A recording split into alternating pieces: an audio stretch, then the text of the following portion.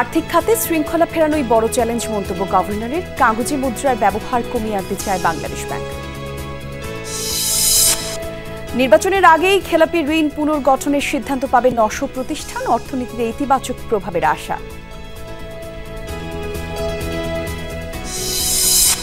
পেঁয়াজ আমদানি অব্যাহত রাখার দাবি ব্যবসায়ীদের। আইপি নিয়ে বিড়ম্বনা, সীমান্তের ওপারে আটকা পড়েছে শতাধিক ট্রাক।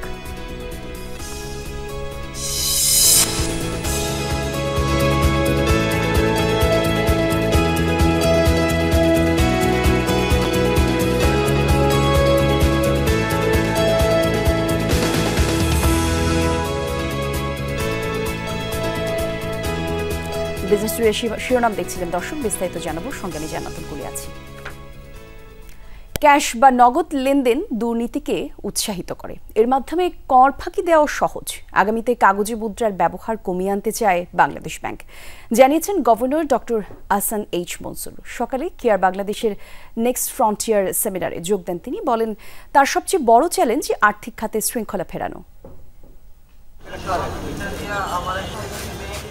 বাংলাদেশে মোবাইলে অর্থ লেনদেন শুরু হয় 14 বছর আগে। কথা ছিল এর সুবাদে ক্যাশলেস সোসাইটি তৈরি হবে, কমবে কাগজে মুদ্রা কিংবা কয়েনের ব্যবহার। কিন্তু সেই লক্ষ্য এখনো বেশ দূরে, কেননা এখনো নগদ লেনদেন বহাল রাখতে বছরে 20,000 কোটি টাকা খরচ করতে হয় কেন্দ্রীয় ব্যাংকে। মুদ্রা সংরক্ষণ, জালনোট প্রতিরোধ ও এটিএম ব্যবস্থাপনাতেও খরচ হয় বড় অঙ্ক।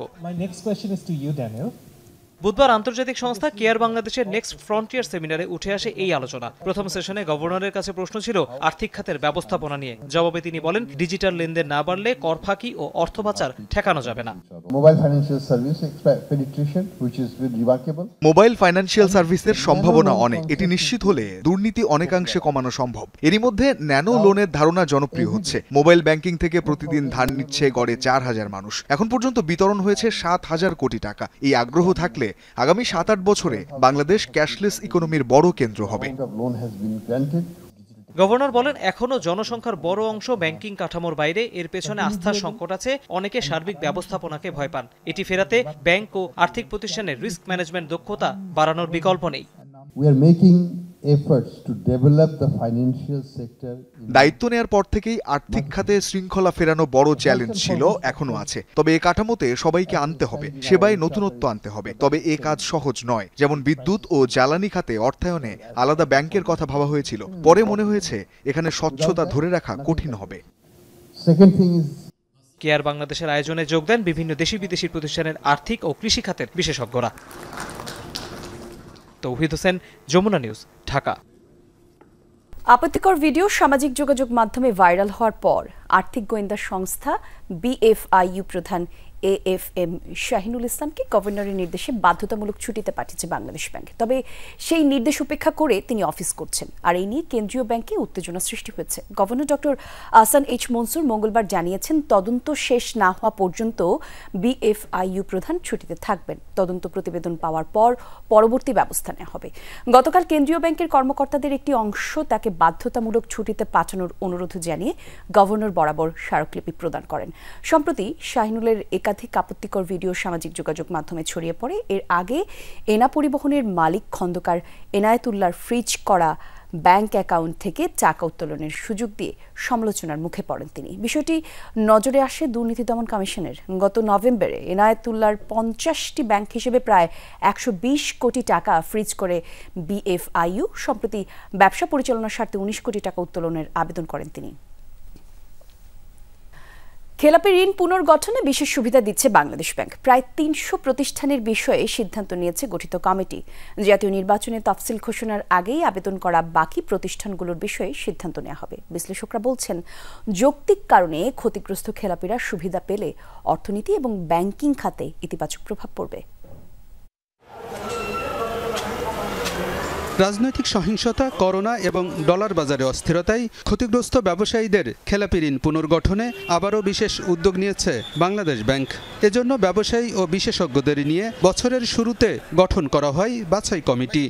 খেলাপি ঋণ পুনর্গঠনে আবেদন জমা পড়েছে 1250-র বেশি। এর মধ্যে প্রায় 300 প্রতিষ্ঠানের বিষয়ে সিদ্ধান্ত নিয়েছে কমিটি, যাদের অধিকাংশই ঋণ পুনর্গঠনের সুযোগ পাচ্ছে। নভেম্বরের মধ্যেই আবেদন করা বাকি প্রতিষ্ঠানের বিষয়ে সিদ্ধান্ত নেবে বাংলাদেশ ব্যাংক। 250 প্রায় 300-র কাছাকাছি হয়েছে, আর বাকিগুলো জটিলতা কম, কারণ জটিল কেসগুলো আগে শুরু করেছি, ওগুলি যেহেতু সমাধান হয়েছে, এগুলো খুব দ্রুত নিষ্পত্তি হবে এবং ওই নভেম্বর মাসের বিষয়টা আমাদের মাথায় রেখে আমরা ডিসপোজাল দিচ্ছি। এমন হতে পারে যে আমাদের কমিটির সংখ্যা আরও বাড়িয়ে দেওয়া, অথবা এই কমিটি যাতে সবার সংখ্যা আরও বাড়াতে পারে, সপ্তাহে 2টা না করে 3টা 4টা করা যায় কিনা, এবং কোনো না কোনো বিকল্প পন্থা বের করে দ্রুত নিষ্পত্তি করতে হবে। যেসব প্রতিষ্ঠানের ঋণের স্থিতি 50 কোটি টাকার উপরে, কেবল তাদেরকেই ঋণ পুনর্গঠনের সুযোগ দেওয়া হচ্ছে।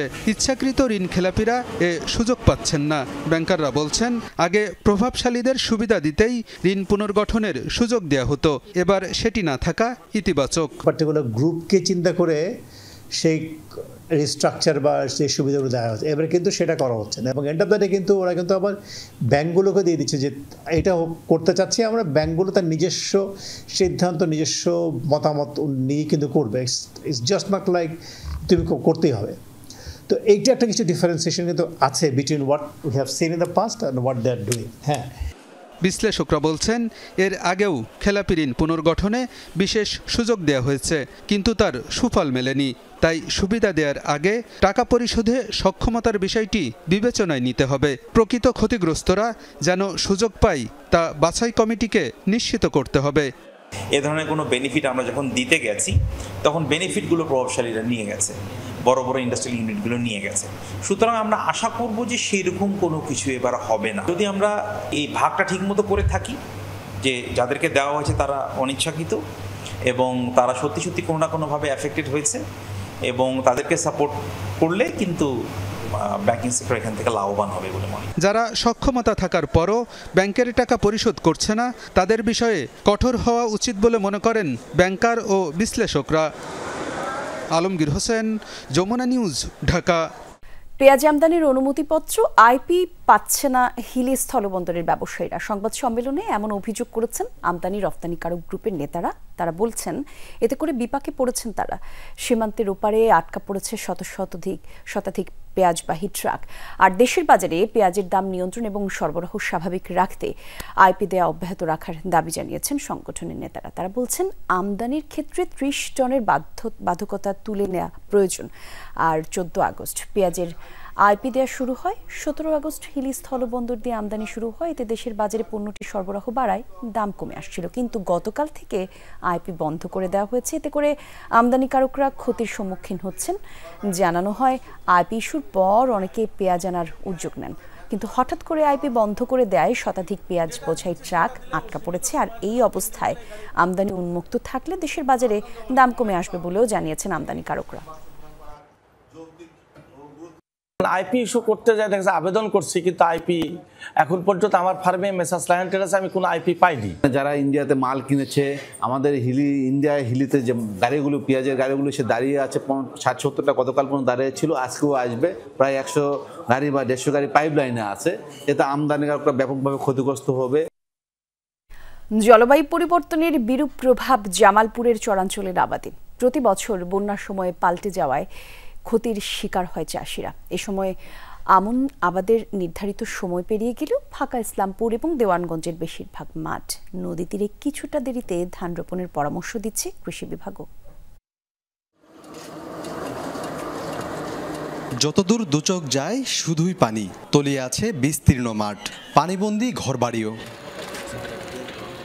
ইসলামপুর ও দেওয়ানগঞ্জে যমুনা নদীর বাম তীরবর্তী ও চরাঞ্চল কয়েকদিন ধরেই জলমগ্ন। তাই নির্ধারিত সময় পেরিয়ে গেলেও সব জমিতে এবার ধান রোপণ হয়নি। কৃষকরা অপেক্ষায় আছেন পানি নেমে যাওয়ার। নিম্ন অঞ্চলগুলো পানিতে ডুবে আছে। এই সময় আসলে বন্যা হওয়ার কথা না, তারপরেও বন্যা হওয়ার কারণে আমরা আবাদ করতে পারতেছি না। মৌসুম চলে যাইতে আছে, আমরা আমন ধান আবাদ করতে পাইতে আসি না। মাইসের জমি না দিয়ে বাগি করি, 2 বিঘা জমি না দিয়ে করি, যদি বন্যা খাওয়া যাচ্ছে সর্বনাশ। জলবায়ু পরিবর্তনে প্রতি বছরই বদলে যাচ্ছে বন্যার সময়। কখনো সময়ের আগে, কখনো বা দেরিতে এসে ভাসিয়ে দিচ্ছে কৃষকের স্বপ্ন। যারা কিছুটা উঁচু জমিতে চাষাবাদ করছেন তারা আছেন আরও আতঙ্কে। বন্যা হওয়ার কথা আষাঢ় মাসে, সেটা শ্রাবণ মাস শেষ হয়ে যাচ্ছে। এখন আমাদের ফসল নাগানির পরে অনেকটা হয়ে গেছে। আমরা একটা ফসল শুধু পাই, এই একটা ফসলের জন্য আমরা হয়তো আরেকটা ফসল নাগানির জন্য চেষ্টা করি। চেষ্টা করার পর দেখি যে হবে কি হবে না। নদী তীরবর্তী মাঠে কৃষকদের দেরিতে ধান রোপণের পরামর্শ দিচ্ছে কৃষি বিভাগ। আর বন্যা মোকাবেলার সব প্রস্তুতি নিয়ে রেখেছে পানি উন্নয়ন বোর্ড।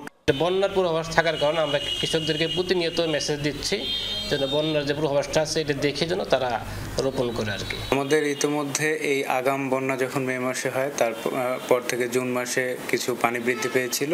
তারপর আমরা অনেক ভালনারেবল জায়গায় ইতিমধ্যে জরুরি প্রতিরক্ষা কাজ, অস্থায়ী প্রতিরক্ষা কাজ সম্পন্ন করেছি। জামালপুরের ইসলামপুর ও দেয়ানগঞ্জ উপজেলায় এখনও 40% জমিতে ধান রোপণ বাকি রয়েছে বলে জানিয়েছে কৃষি বিভাগ। সাগর ফরাজি, যমুনা নিউজ, জামালপুর। পররাষ্ট্রনীতিতে কৌশল বদলাচ্ছে চীন ও ভারত। যুক্তরাষ্ট্রের বাণিজ্য এবং পররাষ্ট্রনীতিতে পরিবর্তনের কারণে ঘনিষ্ঠ হচ্ছে দিল্লি বেইজিং সম্পর্ক। চীনের পররাষ্ট্রমন্ত্রীর ভারত সফরকে কেন্দ্র করে এমনটাই বলছেন বিশ্লেষকরা। আর এই সফরকে বিবদমান দেশ দুটির সম্পর্কে নাটকীয় পরিবর্তন বলে মনে করা হচ্ছে।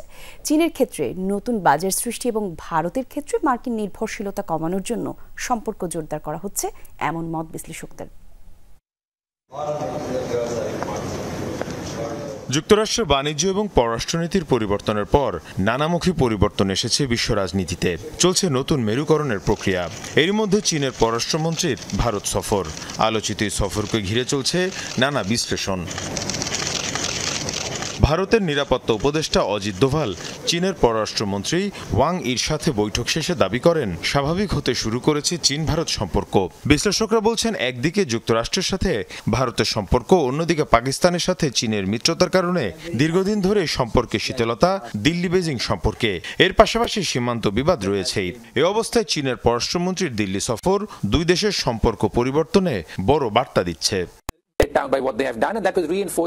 চীন ভারত সম্পর্কে এটা নাটকীয় পরিবর্তন। দীর্ঘদিন ধরেই নরেন্দ্র মোদী চীনের সাথে সম্পর্ক উন্নয়নের চেষ্টা করে আসছেন, কিন্তু বেইজিং এর পক্ষ থেকে যে ধরনের পদক্ষেপ নেওয়া হয়েছিল তা ভারতের জন্য খুবই হতাশাজনক। বিশেষ করে সীমান্তে সংঘাত এবং সাম্প্রতিক পাকিস্তান ভারত যুদ্ধে পাকিস্তানকে চীন যেভাবে সহায়তা করেছে সেই বিষয়টি। সম্প্রতি ভারতের ওপর 50% শুল্ক আরোপের ঘোষণা করেন মার্কিন প্রেসিডেন্ট ট্রাম্প। এরপর থেকে দূরত্ব সৃষ্টি হয়েছে মিত্র দুই দেশের মধ্যে। ভারতে মার্কিন বাণিজ্যিক প্রতিনিধি দলের সফর হওয়ার কথা ছিল, সেটিও বাতিল করে ওয়াশিংটন। বিশ্লেষকরা বলছেন মার্কিন শুল্কযুদ্ধ চীনের জন্য নতুন বাজার তৈরির পরিস্থিতি তৈরি করেছে। এর পাশাপাশি ভারতও ওয়াশিংটনের ওপর থেকে নির্ভরশীলতা কমানোর রাস্তা খুঁজছে।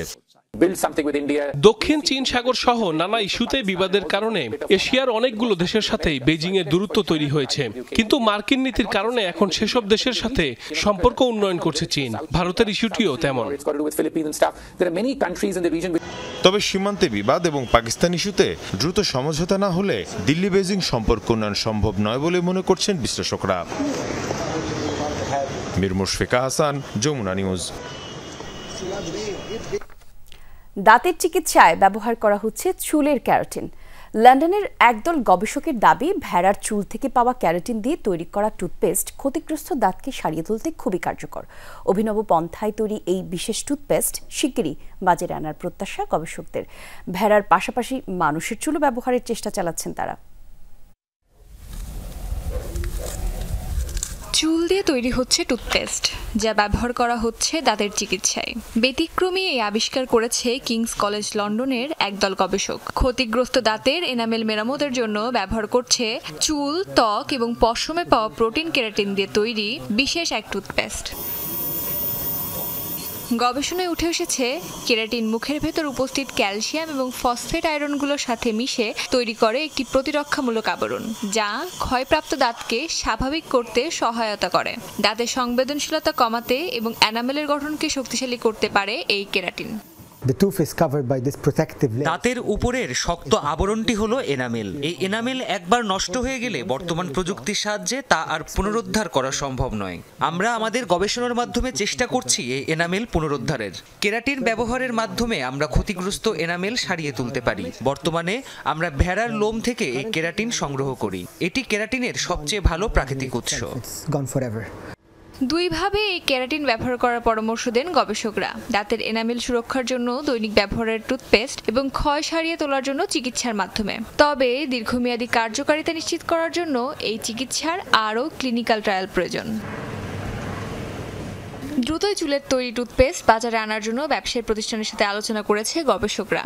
এখন ভেড়ার চুল ব্যবহার করা হলেও মানুষের চুল দিয়েও টুথপেস্ট তৈরি সম্ভব বলে দাবি গবেষকদের। অস্মিতা বিশ্বাস, যমুনা নিউজ। আর এই ছিল বিজনেস টুডের আয়োজনে। এতক্ষণ সঙ্গে ছিলেন যারা, ধন্যবাদ সবাইকে।